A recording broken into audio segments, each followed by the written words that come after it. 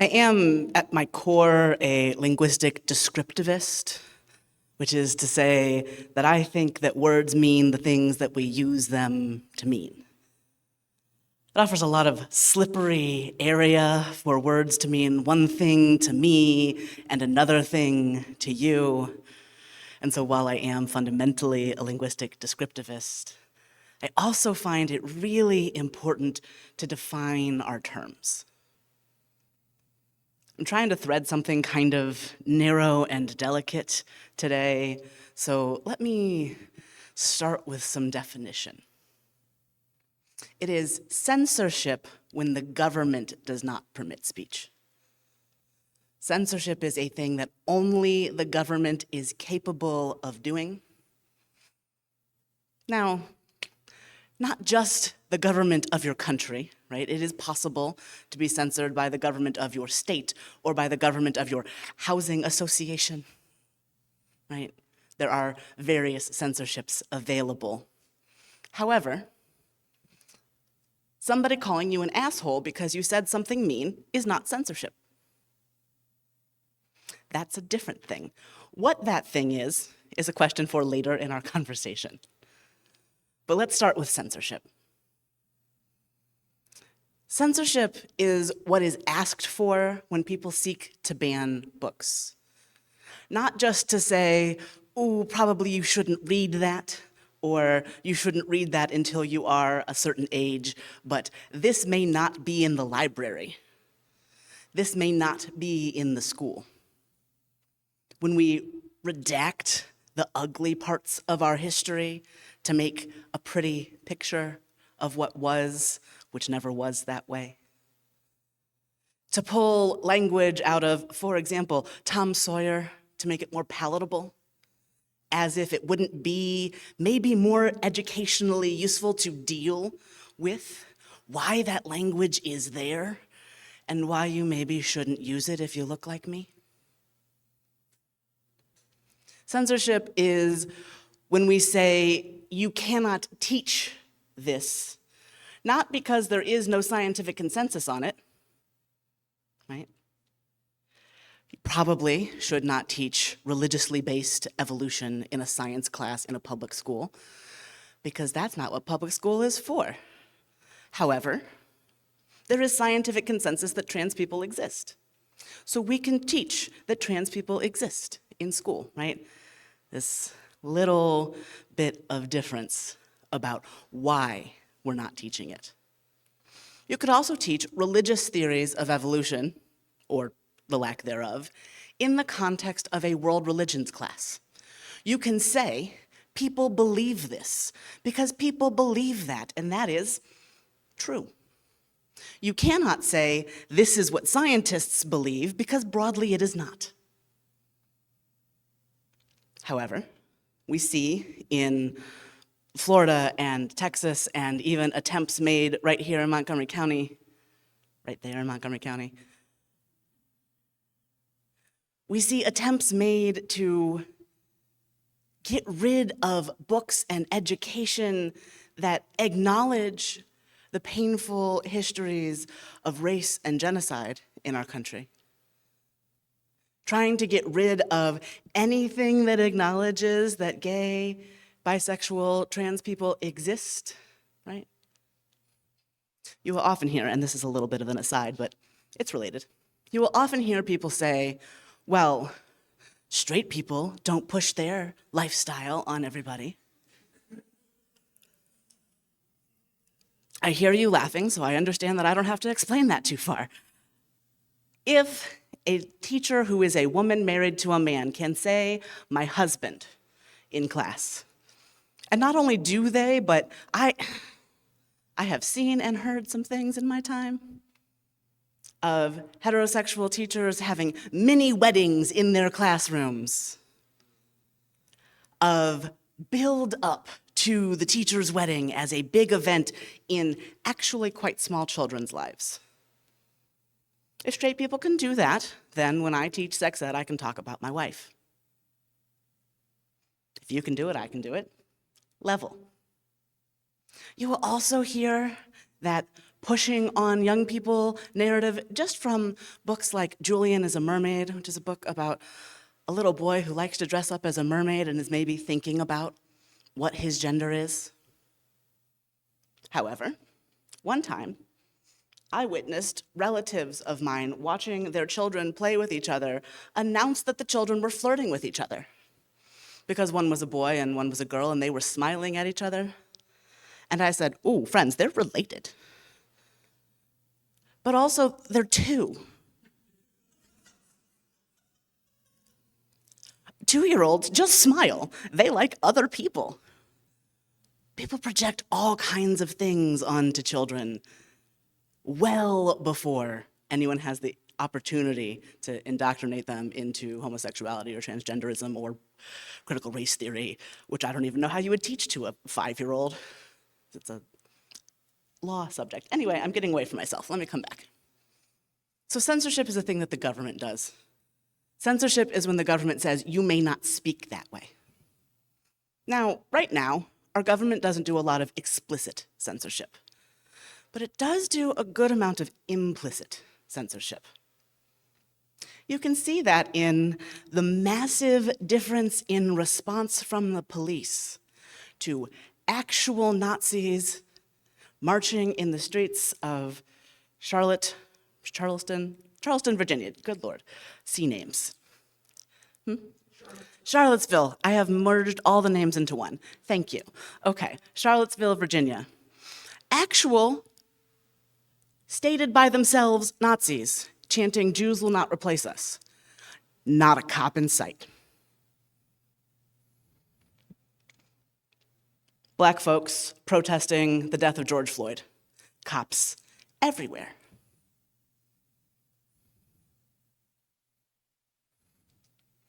Milo Yiannopoulos, who was, I don't know, some right-wing grifter who was going around college campuses in about 2016, giving really incendiary speeches, riling up crowds of young men to make them activated about that they were going to be replaced by Jewish people and people of color and I guess lesbians.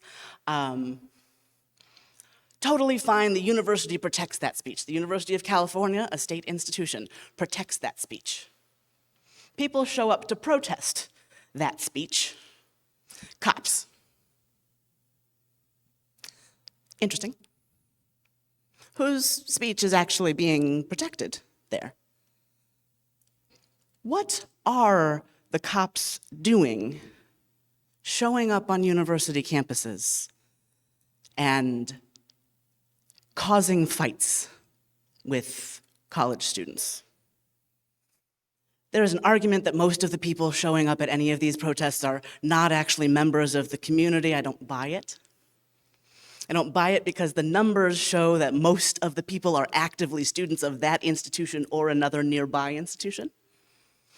But also, universities make big show of being members of their community, being part of the whole area, and if you are a member of your community and you are behaving in a way your community finds unacceptable, your community is allowed to tell you about it.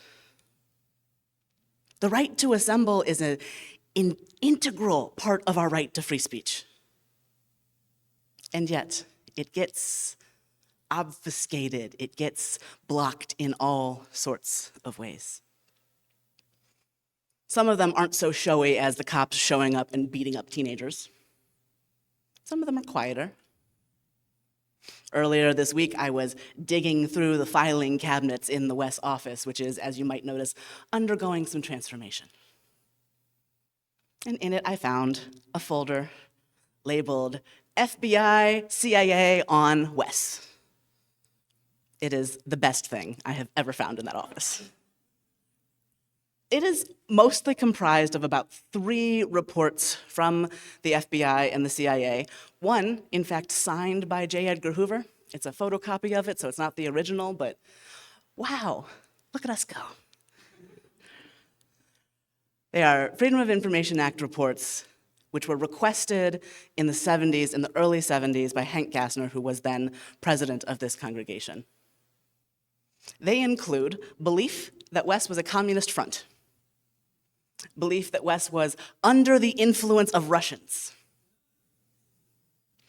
My favorite piece of all of this is a sheet that is almost entirely redacted, but says on it, security concern, anarchy. I have a long-term dream of my own FBI file having just homosexual written across the front, but my new goal is security concern, anarchy. You have given me something to live into. But surveillance like that is also an attempt at suppression of speech, right? It's making a case to suppress somebody's speech. It was used to actively suppress the speech of many people, and as far as I can tell from what I have read, WES only got away from being actively suppressed because it was being internally suppressed by 5 to 7 people who were snitching. Interesting. I can't know their motives. I am personally strongly anti-snitching, but maybe they were just saving their community from undue interference. I'll give them that. But in other contexts, those same efforts, right, the exact same stuff that grows out of McCarthyism and on into COINTELPRO, ruins movements, gets in and causes people to behave violently where they wouldn't otherwise. I was living in Cleveland during Occupy Wall Street, and there was a notable story of 4 young men who got coerced into planning to bomb a bridge. Now that seems weird. How do you get coerced into planning to bomb a bridge? Someone who was a law enforcement agent, came into their encampment, made friends with them, and then pushed on them. If you were really a radical, you would. If you were really, you would. Young people are susceptible to pressure. They went to jail for a really long time. I don't actually believe in prison, so I can't say an amount of time I think they should have gone to jail. But I think if you were pressured by an agent of the state into behaving in a way that we can't know if you would have behaved on your own, maybe you don't go to jail for a long time. This is suppression of speech. All of what those men were doing before what they were doing was interfered with, was gathering in a public place, protesting for fair wages, protesting against the severe income inequality that continues to ravage our country. In fact, is somehow worse after Occupy than before. We can talk about if the tactics of Occupy worked or were a good idea. We can talk about if the tactics of campus encampments work or are a good idea. We can talk about if the ideas are well expressed or even all that good on their own. The interference, the censorship of the ability to speak is the problem. So now that we're a little clearer on censorship, I'm going to make a turn into something more complicated. See, because censorship is a little easy to define and see, right? The government does it. We see it when the government shows up to say, you can't say that.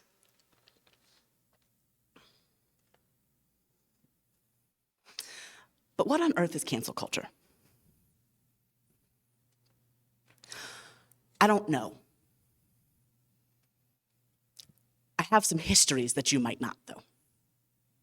So the concept of canceled comes, as far as I am aware, from Black communities speaking to themselves. It means we're not doing that anymore. That's over. For us. Not this needs to be ended for all people always. We're not doing it. It gained a weird tone, I will say, in, I'm gonna say 2014 or 2015. And here is some of the story of how I was too much on the internet and knew too many things because I was too much on the internet. So in about 2014 or 2015, Stephen Colbert, who many of you probably watch and enjoy, he said something, and I did not bother to find out what, because it does not matter to the story. He said something about people of East Asian descent that he probably shouldn't have said. That's what I remember. That's all most people knew. A young woman on Twitter who was called Sui Park got very upset about what he said, and she has a right to be upset as a young East Asian woman about any degradation of her people. And she started a hashtag called Cancel Colbert. She meant cancel his show. She did not mean like end his personal life. She meant this person is being derogatory to people who are already downtrodden. And the network that carries that show should stop. People agreed with her, they were allowed to. Other people disagreed with her, they were also allowed to. But this shaped what people thought of canceling as, because this was big. This was no longer an intra-community conversation about what we're not into anymore, but was a inter-community conversation about what is and isn't okay in the public sphere. I will say also that in the wake of this, Sui Park faced truly horrific trolling. People said absolutely despicable things to her out in public. They doxed her, which is to say they found her home address and phone number. This is around the time of a practice called swatting developing. Swatting is when people who don't agree with you call a SWAT team on you in the hopes that they might kill you. This got really serious, really, really fast. And what Sui had actually said, and let me also, she was like 22. And young people know things, but none of us expresses ourselves particularly well all the time. And she did not expect the things she said to go as far as they did, right? I am very particular when I talk in this context because I know that there's a record, and I know that the things that I say can go much further than the context in which I said them. The internet is always like that. If you don't know, there is actually no saying anything private on the internet. Screenshots exist. People get around all of your safety features. You cannot say something inside on the internet anymore. It's part of why I've stopped saying much of anything on the internet at all. The other thing to know is that at this time on Twitter in particular, when Twitter was a big deal,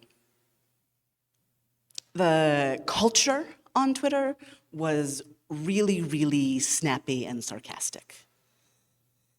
One of the ways that you got attention for your account was if somebody said something mean to you, you would quote tweet it and say something more clever and perhaps meaner than what they said. I remember also a moment in about late 2015, early 2016, when a lot of us went, "Oh, that's not a good idea. I am making this worse," and stopped doing that. Because no matter how personally satisfying it was to dunk on someone, no matter how much people loved seeing you go for blood, that eats at you. That changes who you are. So the broad idea of cancel culture comes out of a slight misappropriation of African American vernacular English and a particular climate on a particular website at a particular moment, which is complicated. It then joins the discussion in the world and becomes almost meaningless. I think today, I don't think the word canceled means anything at all. It is, for example, extremely hard to believe that someone has been canceled, silenced, when they are telling you from the pages of the New York Times. When you are on your third Netflix comedy special, telling me how you've been silenced, I struggle to believe you. And it gets hard to talk about it because sometimes when people are saying that there is a cancel culture and they have been victim of it, they are simply saying that there are now consequences for the things that they say. That sometimes when they say something that is mean, someone tells them, hey, that was mean, and maybe they don't use such nice language about it. It is interesting that so many people who stand up and say that they are brave truth tellers are whiny babies the second somebody challenges them on what they said. These are people who would identify themselves as all over the political spectrum, actually.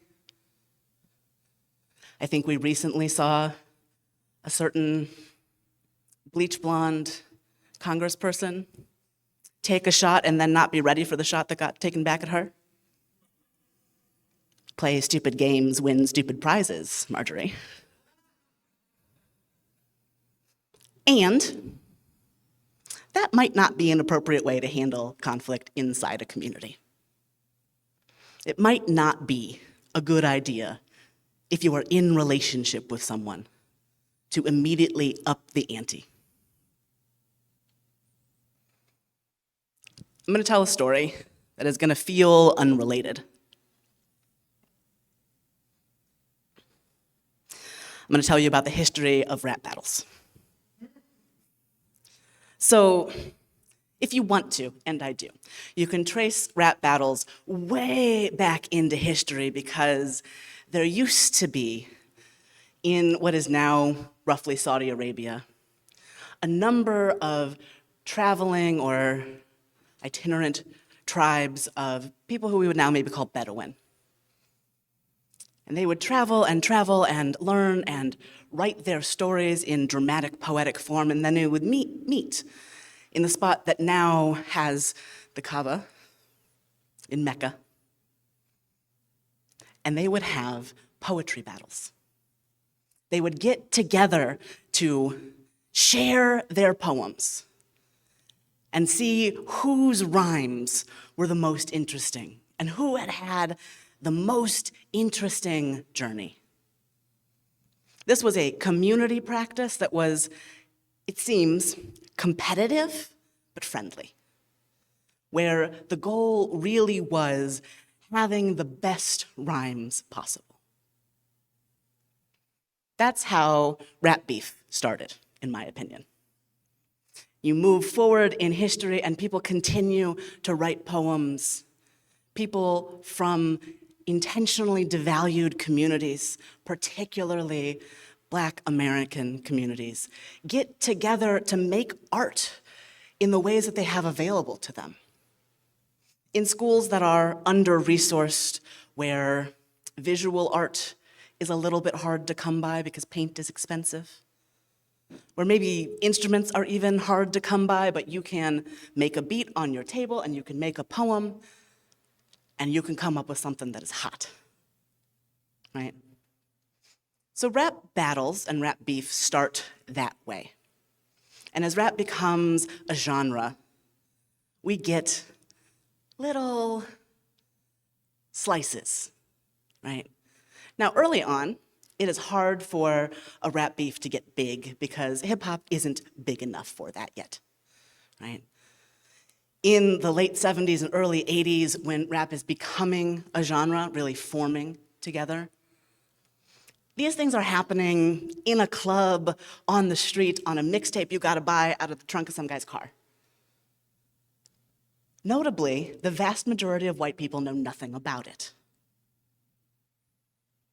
As time continues, hip-hop becomes more popular in the dominant culture and things get more intense.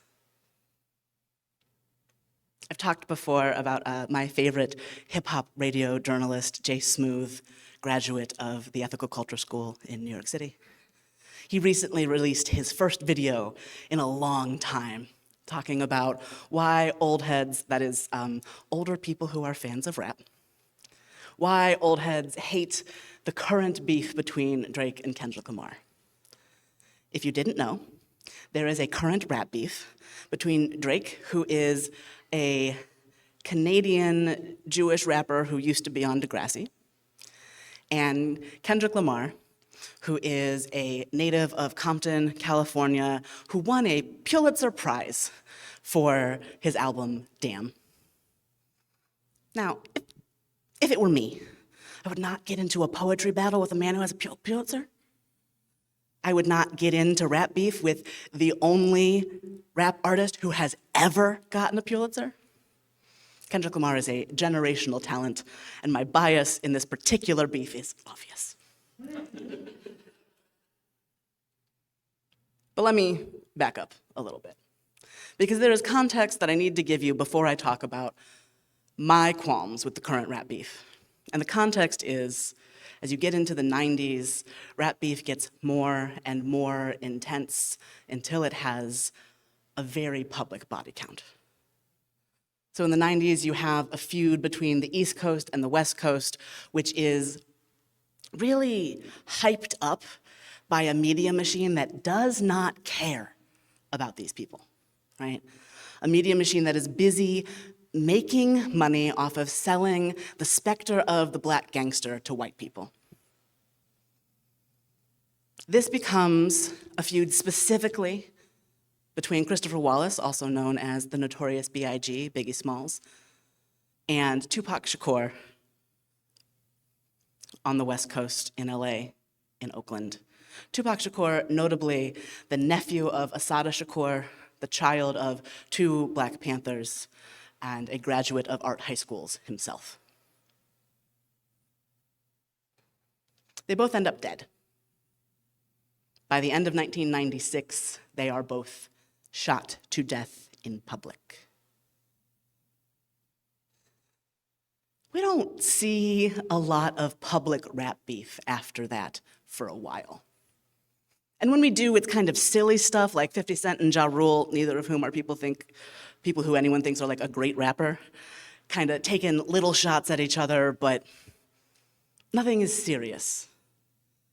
It is all very much kind of on a juvenile, I slept with your girlfriend level, which can lead to violence for sure, but it never does. It is always clear after that that we're having a friendly fight. This beef has been different. And I will not pretend that I haven't enjoyed it, but that I have had some questions about my enjoyment of it. What I have enjoyed is that in competition with each other, Drake, who is unquestionably a hit maker, and Kendrick, whose credentials I have already been clear about, push each other to do better and better and more at their craft. And when it is craft, some of it is beautiful. There are lines on Kendrick's 5 tracks that he has released in the course of this that are maybe not deep, but so clever. And every now and then, very deep also. Drake makes a little bop, he can make you dance, he's good at that. But it gets really personal really fast. Like really personal really fast. And the accusations that start flying are criminal, and not just in kind of the normal way of, I'm a gangbanger, whatever, right? We know that that is something that hip-hop artists are encouraged to personify, whether it's true about them or not. This becomes, on Drake's end, an accusation that Kendrick has been abusing his wife. And on Kendrick's end, accusations with pretty clear receipts of improper behavior with minors on the part of Drake and other members of his camp. This includes a song which is an absolute banger called Not Like Us, which includes the lyric, certified lover boy, certified pedophile, and trying to strike a chord, and it's probably A minor. Hot lyrics, but ooh, why are we doing this in public? Why are we doing this like this? And it makes me think of call-out culture. And it makes me think of cancel culture, and it makes me think of all of this. And it makes me think of something else, too. There's a comedian, his name is Hannibal Buress. Hannibal Buress was not a particularly famous comedian when he did a sketch in which he said that Bill Cosby was a pedophile. And he was right. And it was, for whatever reason, the thing that in years and years and years of people trying to call attention to what Bill Cosby had done, the thing that worked.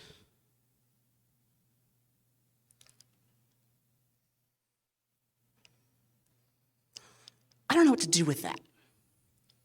I don't know what to do with the fact that sometimes you seem to have to say something loud and ridiculous in public for anybody to listen. But I still don't think it's a good way to behave in your community. Like canceling, rap beef was never meant for such a decontextualized stage. Never meant to be the way that we addressed real issues. Never meant to be the way that we started legal investigations. But sometimes it fills that role. Sometimes you say what you can say where you can say it because nobody's saying it. But these tools, and they are tools, get misapplied really easily. For example, it makes sense to me to call out or cancel people with whom you only have a business relationship. By this, I mean, Jerry Seinfeld does not know me or care about me. Jerry Seinfeld, however, feels that he has been canceled because he does not think that trans people are real. I will give him none of my money. And in fact, as Netflix continues to platform him and Dave Chappelle, who continue to have hours-long comedy specials in which they get to say whatever the hell they want, I will not give them my money, and I will encourage you to, if that feels wrong to you, not give them your money. A boycott is canceling. Those are the same thing. However, I'm going to pick on Peter because I know Peter can take it. If Peter says something messed up, and I say, Peter's canceled, Peter's out of here, okay, that might be a little too far. Now, if Peter says something messed up and someone says, hey, that was messed up, and Peter continues to say that same messed up thing, well, a community needs to have a way to say, oh, we can't do that, and until you do some repair, you gotta go away. But that is different from being unwilling to have a conversation, right? Sometimes people say things that sound to us messed up just because we're in different conversations, right? There was a time, okay, if you ever get in your feelings about that social justice language changes incredibly fast, please feel eased by the fact that I almost can't keep up with the language we use about me. For a while, the common thing to do was to write trans with an asterisk after it, to imply all of the ways that that could be meant. Some people identify as transgender, some people identify as transsexual, some people identify as transvestites. Those are all words that you could use about your own personal self, but maybe you should not use about somebody else until they've told you to. So an asterisk. And then, suddenly, and without any reason that I could find, not only was that not the standard practice, but people thought you were being derisive if you did it. At that point, ask a question. What do you mean by that, right? There is ongoing intra-community conversation among people of color about just the phrase people of color. Some people think it's weird. Everybody, in fact, has a color, and Light-skinned East Asian people and dark-skinned African people don't necessarily have a lot of experience in common, except for that they're not considered white in this country, except for that for census purposes, all Arabs are, regardless of their skin tone. So what is even happening there, right? Yeah. So when we're having these conversations internally, right? If I hear you say something that sounds messed up, I am going to say, hey, that strikes me as inappropriate. Or if we have a close relationship, I might say, hey, friend, what the hell? I might use stronger language than that if you're maybe Adam.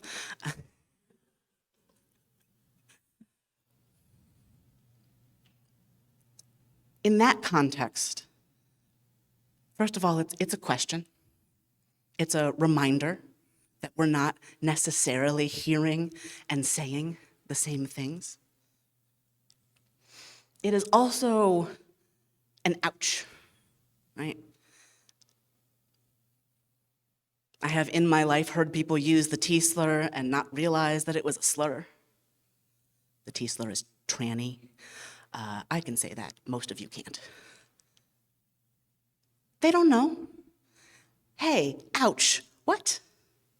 Oh, I thought that was just the word. Okay, well, please read some more.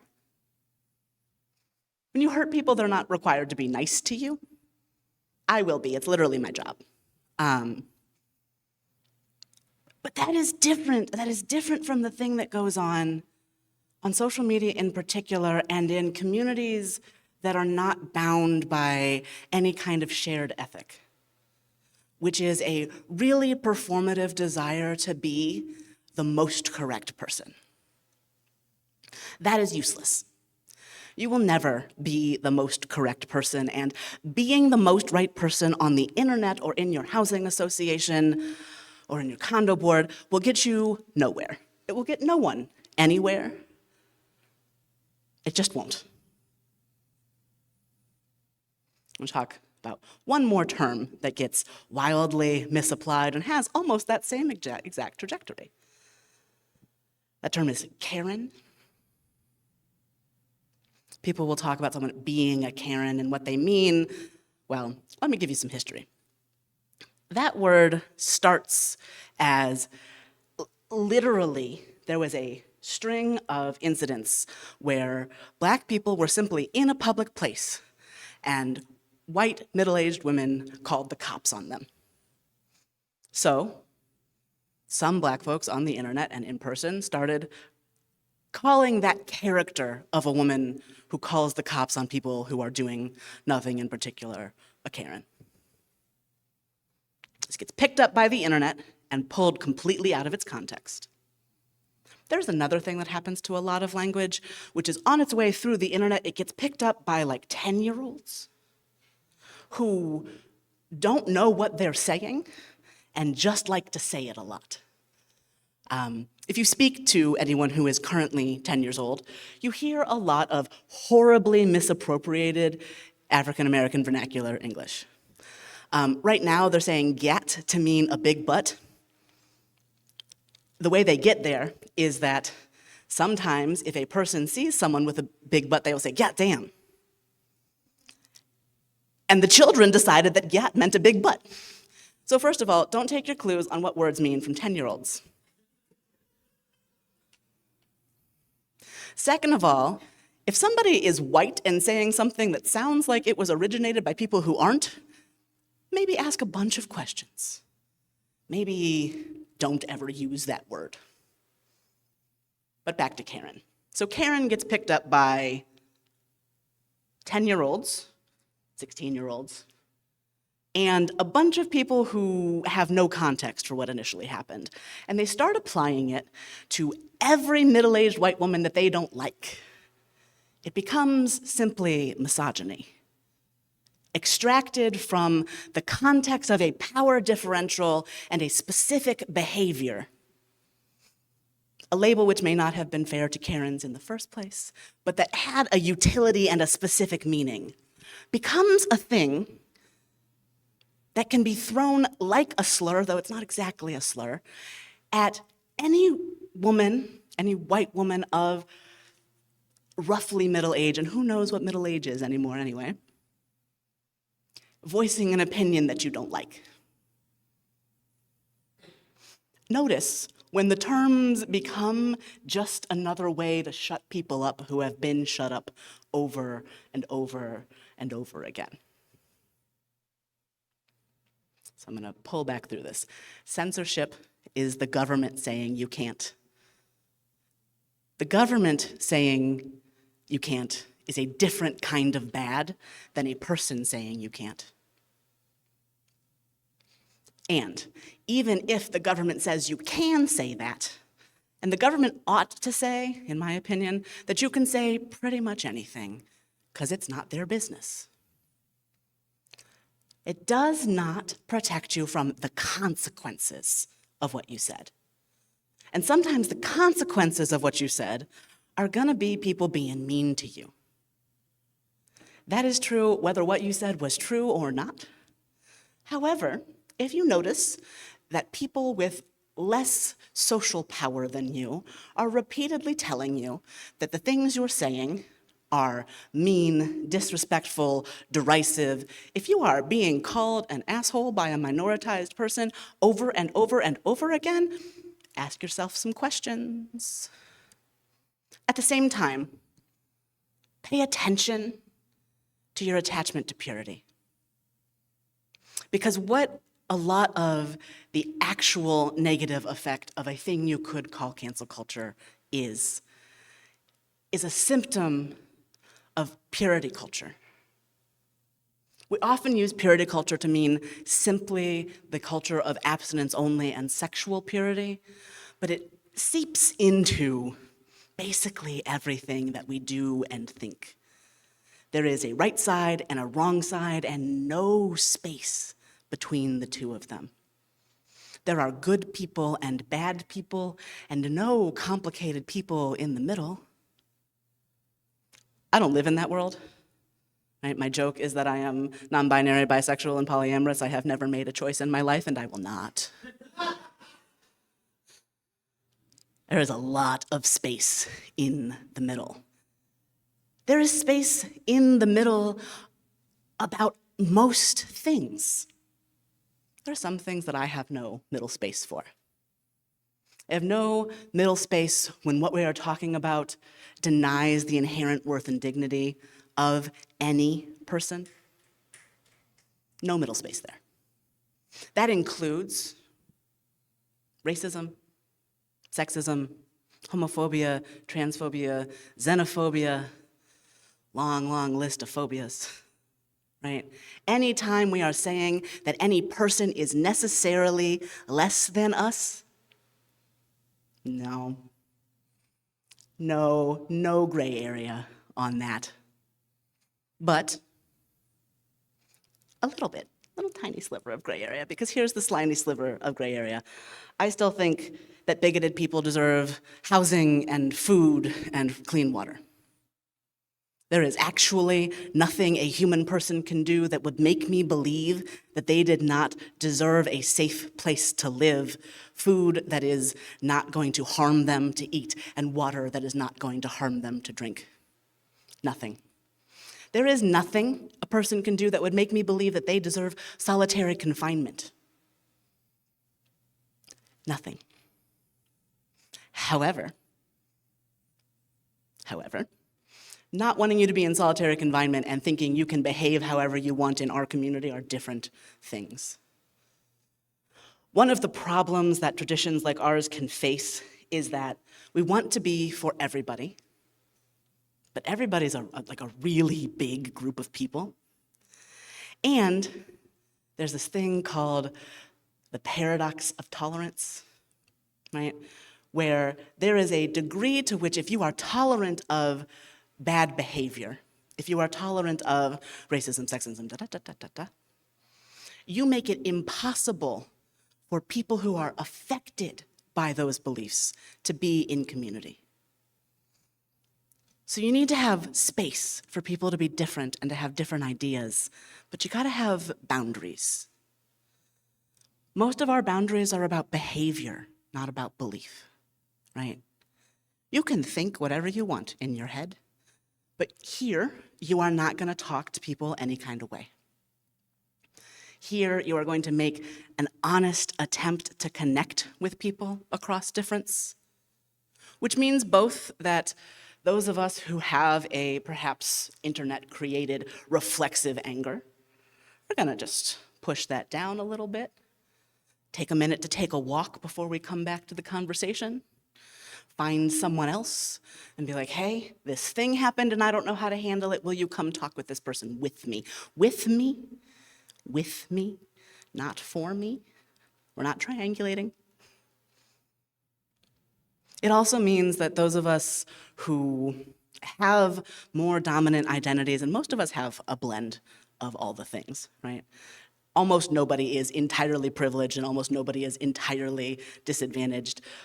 There is way more combinations of things you can be than are actually imaginable in your brain at this moment. But when you are holding a position of some kind of power, when you are a white person receiving feedback from a person of color, however we feel about that definition, take a minute before you get defensive. Maybe avoid getting defensive altogether. If you are a man and you are receiving criticism from a woman or a person who is neither of those things, take a minute. There's been this big conversation on the internet about would a woman rather be in the woods with a random man or a random bear? I think it's a kind of silly question, but what has been illuminating is the way men have responded to women saying they would prefer the bear, which is to argue with their decision, which does not make you feel less like you want to pick the bear. If a queer person, a trans person, you get it. If a Jewish person is telling your relatively Gentile self that the thing that you have said is kind of out of pocket and anti-Semitic, listen to that criticism. Listen to it. Try to not internalize shame. Your shame doesn't do anybody any good, right? But try to let yourself digest that and take it as an invitation to be in better community with people, to figure out how to have hard conversations where we're not having to say, this is my position and I won't move from it. Because we all need to move. And we all need to figure out how to be together. This is a practice space for living in community. This is a space where we want to bring our favorite selves, our better selves, our whole selves. And we will maintain these boundaries, but inside the container of the boundaries. We gotta learn to listen, to hear before we react, to take a moment to respond. It is one thing to tell a stranger on the internet to go F themselves, right? It is another to tell a person you have to see in person. It is one thing to be hurt by a stranger. It is another thing to be hurt by someone you trusted to be in community with. I think I have done an okay job of threading this kind of complicated needle. I didn't get to everything. I try not to keep you here all day. There will be things that you thought that I didn't bring up. There will be things that we will have conversations about today and next week and a year from now that will change how I'm thinking about this. I know that in part because when I wrote the title for this platform, I felt differently than I feel today. I felt differently because it had been a while since I had reviewed my thoughts on the situation. I feel differently because I got to have some conversations with people who told me about experiences they were having of feeling shamed or unable to speak because of the intensity of absolutely everything.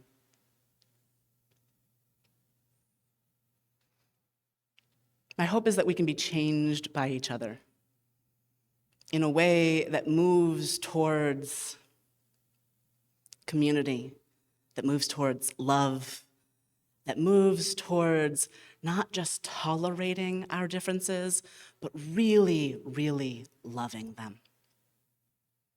I love so much that none of you is me. One Casey is perfectly enough for the planet.